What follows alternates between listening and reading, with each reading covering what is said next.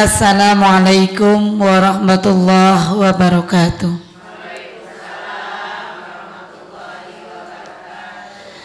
Innal hamdalillah salatan wa salaman ala Rasulillah Sayyidina Muhammad ibn Abdillah miftahi babi rahmatillah wa ala alihi wa sahbihi wa man tabi'ahu wa walah.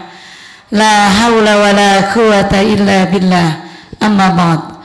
Allahumma sholli ala Sayyidina Muhammad wa ala ali Sayyidina Muhammad wa barik wa sallim. Ibu-ibu pimpinan Majelis Ta'lim yang insyaallah selalu dirahmati Allah Subhanahu wa taala, selalu dilindungi Allah dan selalu dalam keadaan sehat walafiat. Alhamdulillah, terlebih dahulu kita panjatkan puji dan syukur kehadirat Allah Subhanahu wa taala atas berkah rahmat serta karunia-Nya sehingga kita masih dapat bersilaturahmi dalam rangka menuntut ilmu-Nya Allah Subhanahu wa taala. Salawat beserta salam semoga senantiasa tercurah kepada baginda Rasulullah sallallahu alaihi wasallam. Ibu-ibu pimpinan Majelis Ta'lim rahimakumullah. Kita tahu ya Bu ya, dalam kondisi seperti apapun yang namanya ibadah tetap harus kita laksanakan. Kalau sekarang kita lihat dulu, setiap hari mungkin ini sekarang bunyi innalillahi wa inna ilaihi raji'un gitu ya.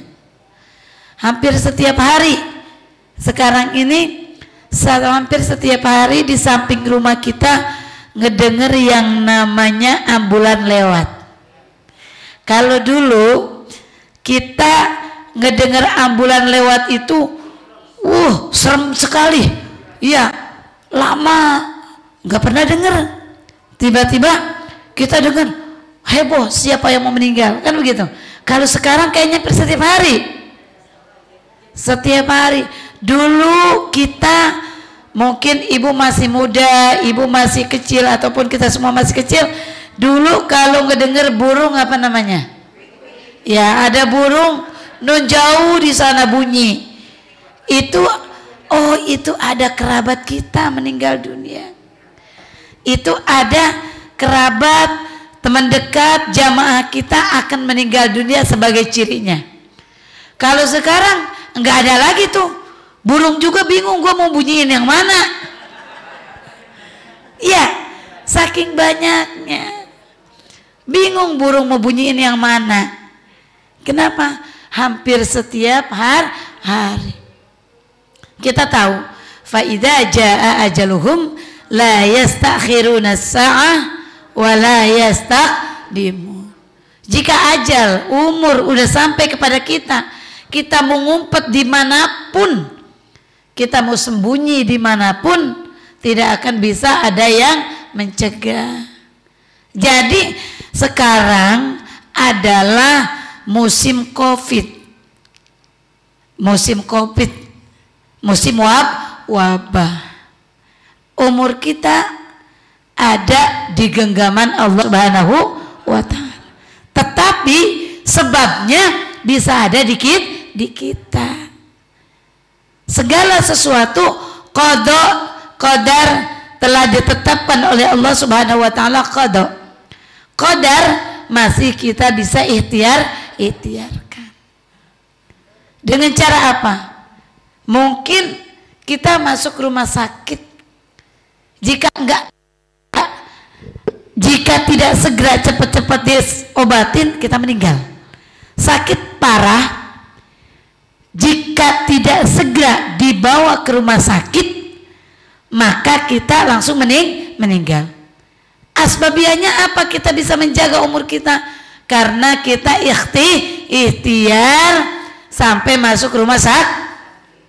Akan tetapi sudah ikhtiar masuk juga rumah sakit, maka kita meninggal juga, itu adalah sudah ketetapan Allah Subhanahu wa ta'ala. Jadi saat ini yuk kita lihat, kita coba bahas terkait dengan ujian dan iman. Kenapa ujian dan iman? Wabah ini ujian tidak, Bu? Ujian. Minggu lalu saya sampaikan, wabah adalah ujian, dan orang yang meninggal karena wabah adalah mati syahid. Yang saya sampaikan kepada ibu sekalian, satu waktu Rasulullah SAW ngaji, berkumpul, duduk bersama para sahabat. Setelah Rasulullah duduk bersama para sahabat, biasanya Rasulullah mendapatkan wahyu. Karena apa? Kita tahu Rasulullah itu adalah Nabiyil Ummi. Nabi yang ummi, nggak bisa baca, tidak bisa tulis. Tetapi Rasul mendapatkan amanah oleh Allah Subhanahu wa taala, khatamul anbiya wal mursalin, penutup nabi dan rasul.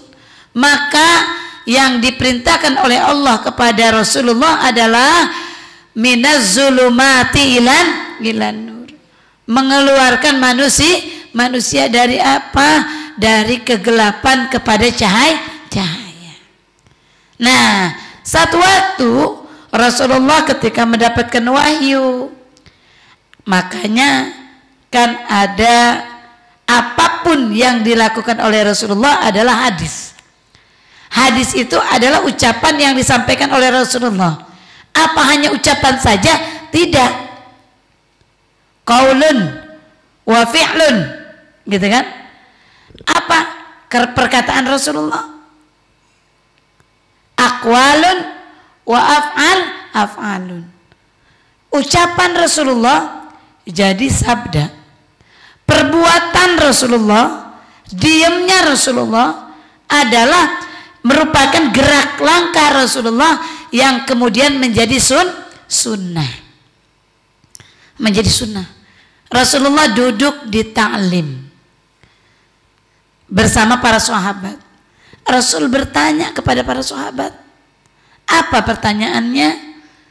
Tahukah anda semua orang yang disebut dengan mati syahid? Para sahabat menjawab. Qalu, mereka semuanya menjawab. Siapa yang mati syahid itu? Para sahabat serempak menjawab, man qutila fi sabilillah fahuwa syahid. Orang yang meninggal dalam perang di jalan Allah, maka dia adalah mati syahid. Mana sih perang jalan Allah? Rasulullah itu kan melaksanakan perintah Allah penuh dengan rintangan, penuh dengan peperangan. Bu, jangan kira Rasulullah itu tidak mengalami cedera. Bahkan dalam perang Uhud, Rasulullah itu diisukan meninggal dunia. Sampai diisukan meninggal dunia. Berarti jika diisukan meninggal dunia, berarti pukulan dan hantaman kepada Rasulullah begitu besar, begitu dahsyat. Dan jangan salah, dalam perang Uhud itu Rasulullah mengalami giginya copot, rontok. Berarti ompong dong. Iya. Kenapa? Karena saking dahsyatnya peperangan tersebut. Berarti copotnya gigi Rasulullah itu kan diserang musuh. Luar biasa. Bu, kalau kita baca sejarah kehidupan Rasulullah SAW, kayaknya kita hati yang main. Kenapa hati yang main? Kita tahu ketika Rasulullah dalam kandungan ibunya, baru berapa bulan, Bu? Berapa bulan, Bu? Dalam kandungan ibunya? Baru ngidam. Allah, ayahnya meninggal. Siapa? Abdul. Masih kecil. Masih kecilnya di mana? Masih kecil dalam kandungan. Ayahnya meninggal. Berarti yatim. Sejarah Rasulullah. Kemudian udah yatim, lahir. yang istimewa, lahirnya Rasulullah dalam keadaan suci. Laki-laki sudah dikhitan. Lahir Rasulullah belum berapa hari sama ibunya sudah dipisahkan karena harus disusukan oleh orang di gunung. Karena Aminah binti Wahab tinggalnya di kota. Nah, ketika Rasulullah lahir baru beberapa hari di luar, langsung dibawa untuk disusukan oleh ibu susunya. Setelah itu 4 tahun beliau balik lagi sama ibunya. Diajak ziarah ke makam ayahnya di mana? Di kota Madinah. Pulangnya Rasulullah ditinggal wafat oleh ibunya. Pada umur berapa tahun? 6 tahun. Artinya betapa kehidupan Rasulullah tidak istimewa pada masa kecil, tidak senang pada masa kecil. Karenanya ketika Rasulullah berada di kampung Abwa antara Mekah dan Madinah, ditemani oleh pelayannya bernama Ummu Aiman. Bu, gini Bu, Rasul lahir, dilahirkan oleh ibunya, langsung diambil oleh Halimatus Sa'diyah 4 tahun untuk disusukan. 4 tahun untuk disusukan, balik lagi ke ibunya. Sama ibunya 2 tahun. Tahun ke-6 diajak ziarah ke makam ayahnya. Di mana? Di Madinah. Pulang dari Madinah, ibunya di tengah jalan, ibunya pelayannya bernama Ummu Aiman sama Rasulullah di tengah jalan di kampung Abwa meninggal. Maka dimakamkan di kampung Abwa. Rasulullah sama Ummu Aiman nangis luar biasa, kebingungan. Kebingungannya apa? Anak kecil umur 5 tahun, 6 tahun udah bisa bilang, udah bisa bicara. Kemana aku harus pergi?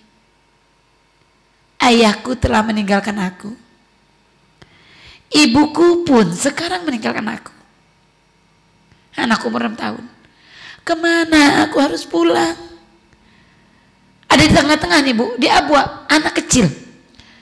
Anak kecil di Abwa. Terus air matanya bercucuran di atas makom ibunya. Air mata bercucuran di atas makom ibunya, nangis. Apa nangisnya? Kemana aku harus pergi? Pergi ke Madinah kah aku? Ikut bersama keluarga ayahku? Atau ikut bersama keluarga ibuku? Di mana? Abdul Muthalib yang jagain pintu Ka'bah. Di mana? Di kota Mekah. Mekkatul Mukarramah. Belum menjadi Mekkatul Mukarramah pada saat itu. Rasul nangis di atas makom ibunya, bingung. Kemana aku harus pergi? Ayahku tidak ada sejak aku dalam kandungan. Ibuku meninggal aku umur 6 tahun. Siapa yang menyangka kalau Rasulullah akan menjadi khatamul anbiya wal mursalin. Perjuangan Rasulullah Bu. Makanya kata Allah, wahai Muhammad, alam yajidka yatiman fa'awa. Hai Muhammad, alam yajidka yatiman fa'awa. Muhammad, bukankah aku dapati engkau dalam keadaan yatim, kemudian aku lindungi engkau? Yatim Bu, yatim masih kecil, 6 tahun, saudaranya pada kagak ada. Bagaimana nih anak? Kalau kayak kita mah bagaimana nih bocah? Neneknya, kakeknya jauh-jauh. Kalau baca perjalanan hidup Rasulullah, baca perjalanan hidup Rasulullah dari awal sampai akhir, tidak akan berhenti itu air mata kita. Kenapa? Beliau yang luar biasa mikirin mau meninggalnya saja, ummati nanya kepada Allah, ya Allah, Kalau aku meninggal, aku belum tenang meninggal ya Allah. Jika aku belum mengetahui kondisi dan posisi umatku ada di mana. Apakah umatku itu selamat semua? Apakah umatku akan masuk surga? Aku belum tenang ya Allah. Sebelum aku mengetahui posisi umatku pada masa di padang mahsyar nanti, di akhirat nanti, umatku ada di surga atau ada di neraka. Kalau umatku ada di neraka, aku belum tenang. Jadi karenanya orang yang mengucapkan kalimat syahadat la ilaha illallah dakhalal jannah, masuk surga. Kenapa masuk surga? Padahal bukan semata-mata mau wafat syakaratul maut mengucapkan talqin la ilaha illallah dia masuk surga, betul, langsung masuk surga. Tapi yang namanya muslim, mukmin, udah mengucapkan kalimat syahadat, terus dia syahadat, ketika kita nggak tahu pun dia meninggalnya, kita nggak tahu saudara kita ini meninggal, apakah dia mengucapkan talqin atau tidak, tapi dia muslim, kan kita nggak tahu, tiba-tiba suami kita di kamar, kita nyangkanya tidur, ternyata meninggal, kan begitu ya. Selama dia mukmin, selama dia muslim, maka Allah jamin masuk surga.